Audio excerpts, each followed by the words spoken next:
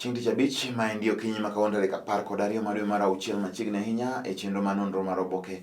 An michino ni kuom sani nyinga en Nick Okelo machiegni ahinya. An go oboke kaendi ariyo, oboke mar The Standard mantiere kaendi kod oboke bende mar The Daily Nation.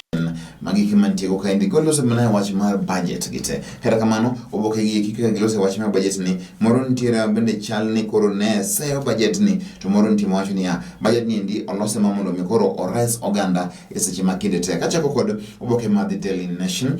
Wach mantiere thor mar wach mane kanyo endo en ni budget for bad times.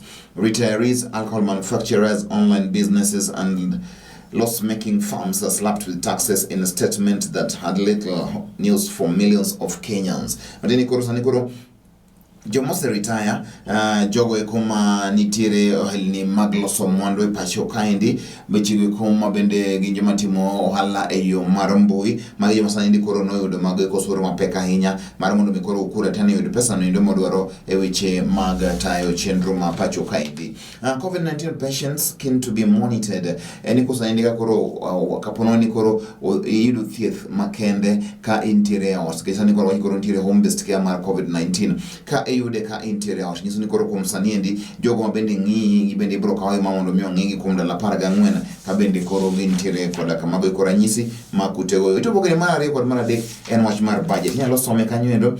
It's a bad budget. It's a budget of pain for liquor makers, retirees, and importers. Mane wach mantiere kanyo endo. Ka odhi nyime, ka some praise budget, others are doubtful. Mane wach mantiere kanyo endo. Jomoko nitie maber sani koro po ahinya budget no endo. Jomoko wacho ni okwane kobo bedo gino endo maber mabro konyowa. Kata kamano wacho ni Yatani's first event a low-key affair as part of efforts to stop the spread of COVID-19. Attendance was strictly controlled. Mane wach mantiere ni seche gi kimakolo sani jintiere COVID-19 indi jomane dhi e bunge mamondo mi koro odhi owinjo weche gi kine gi joma tin to ben samida jono endo ne itimo nonro mano endo mapek. Jo ohanda niang' magi kikonde moa ae ko magi Nyanza kod Western onge gima mit mowuok e budget ni endi e wach joniang'. Mane wach mantiere. Lobby wants MPs to take up the matter so that the issues farmers are facing can be addressed. Mane wach mantiere kanyo endo. Podo ji okomo gocho ni budget nendo ok ne omulo negi kwende go magdo mondo mi omul negi weche geko mag pur mar anianga. Kaendi wach machielo mantie kaendi ni health ministry gets essential shot in the arm with 111.7 billion. Eseche masani koro gintieni endi migawo mar weche mag thieth no mi billion 111. Kumachielo en ni Governor Waiguru sani endi koro nyeo chako yudo ng'ikruok maduong' e doho sama bende koro nye doho tamre yie kod kwayo mare manyotero ni jogo ma koro nothiche oko magin MCS ma Kirinyaga ne ok oluwo chik mano endo mantiere kare. Jang'ad bura Weldon Korir owacho ni koro sani endi gima notimre onge richo kata achiel, omiyo koro Waiguru koro oketo mana geno mare mana e Senate kende. Mane wach mantiere mane wach mantiere kanyo endo kang'iyo kaendi ito boke ni endi mar 11 en 121 new infections as World Health Organization warns of steady increase in Africa. Kenya nyoyudo mago eko jogo masani osegamo kutege koma corona 121. Sabede koro ngo mar weche mag thieth e piny mangima World Health Organization wacho ni koro e Africa kaendi sani koro ka kwan mag corona do chako idho malo kadhi wach mok ber ahinya. Sabede koro boni halwale nye ondhi sama koro nyido ni mondo osegol ne mano endo ma en samanth mondo biyo ndhiye kata arrest warrant. Mane wach mantiere kanyo endo. Ka wang'iyo weche mamoko kod somo kod jondiko ni kaendi nyaka ito boke ndi mapariyo kod achiel ka koro donje counties kaendi wang'eyo nyang' mantiere e counties mag kuma Nyanza ahinya okeno koro nitiere kama wang'o make weche mag Nyanza omiyo abro ng'ada kanyo tiyo boke kaendi malang' mar The Network magi bende inyalo ng'iyo kanyo en mano endo mar rowere mag nyalo dhi nyime koda ka weche go mag neno weche mag mor. Kang'iyo kaunti ma Nairobi kaendi en Governor Roba visits former PM. Mandera Governor Ali Roba left ODM leader and former Prime Minister Raila Odinga at the latter's current home in Nairobi yesterday. They discussed politics, the need to strengthen devolution and keep a united Kenya to deliver the Big Four agenda. Senator James Orengo was also present. mane wach miti kanyo. Gavana man Mandera nyoli Migosela Molo Odinga e dalane mano endo Karen kucha santira Raila en ng'ano endo ma wele moro wako kinyi ka kinyi en gi welo chaos erupt at hospital as fans mourn Ohangla musician ma ndigi manyo timore nyoro Kisumu wach matek ahinya sama bende koro jangolo marahuma bene jachiga nyeo ng'elo orengo fans of Luo music have eulogized celebrated Ohangla musician Bernard Onyango Obonyo, popularly known as Abeni Jachiga, who died yesterday morning. Emotions were high as fans rode and drove to Kisumu Port Florence Hospital to catch one last glance of the musician. The rowdy crowd prompted the hospital's management to block the gates and call for police to control the mourners. The fans ended up chasing with the police on the Kisumu Busia Road. Mane wachimantiere Port Florence kama nyotere brinya thomane ndo kama ni Port Florence yana wachimalicha hinya Abeni mabesa ni koroneje ginpradegadek. The 33-year-old is said to have started his music career at the age of 21 as an instrumentalist. His fans said he played at the former Gwara Gwara club in Kondele at the latter Capitol Hill. Mane wachimantire kanyo bani hero koronong yelo rengo wachimalicha hinya beni jachiga manendo inachiel kumjogo ikoma kuro bende wacho ni nyasao kichinye kanyo mukwe Somareno go Uganda mangenya hinya. Pyongyang wants US to keep off the Koreas. Mane wachimantire kandi Europe mara Korea kwa do penye mara America kurupodim na nyime.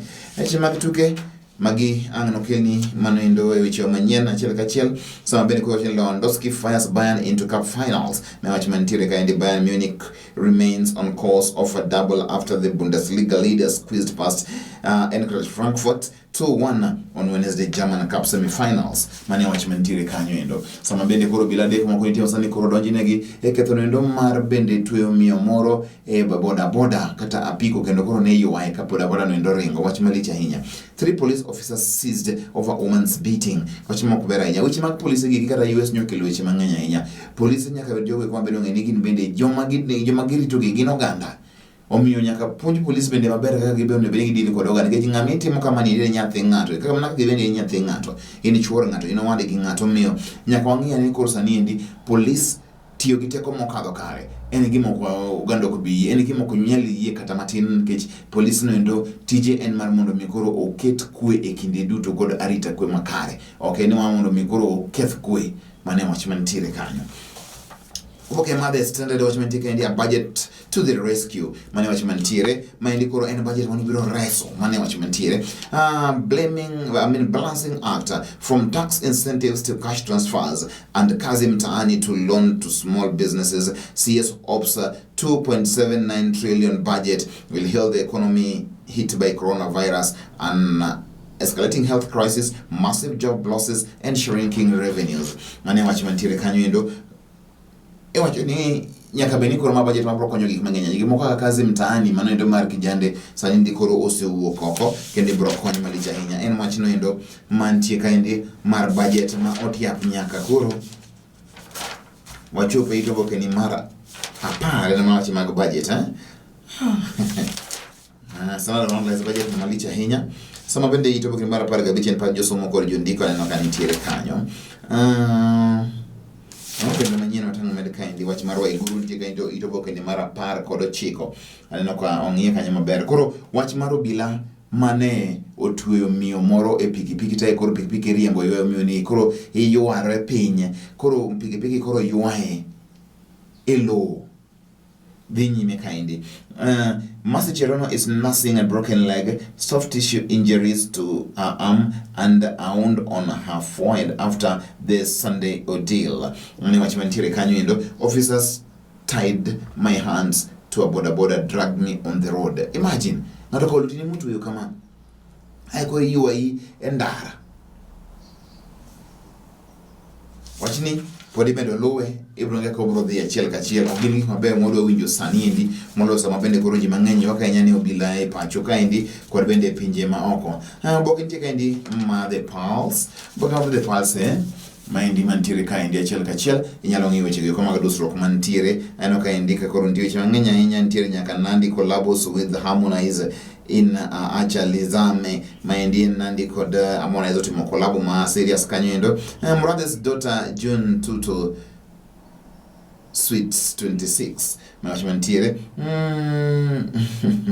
manya David Muradhi jimanganya David Muradhi kaka jasiasa nyalo so ngento koro nyareno ena ngoma mantiere kanyoendo bottled ambitions mago mantiere kanyoendo te mago ikontiere the parts watch mara bene jachiga nitie to bokini ma 22 Police probe death of singer Abenija Chiga. Mane wachimantie artist began feeling unwell last week after a trip to Nairobi and samples have been taken from the body tests. Mane wachimantie Abeni daka mogi kwa chini ching teacher tarika dek dueni indi Abeni nobiru Nairobi tarika beach o chako bedo matuo tarika uchiel odhi Kisumu ma otere manendo St Elizabeth Hospital tarika boro ogole kanyoendo kendo bendo chako mie kendo thieth ta ka entiere dala tarika par otere kendo ngwech manendo St Jairus kama bende koro ne othoe manendo St Jairus mantiere kidhi Kisumu kata ka intie Otombulo kanyo St Jairus ntiere bathe kama indi e badi kora chan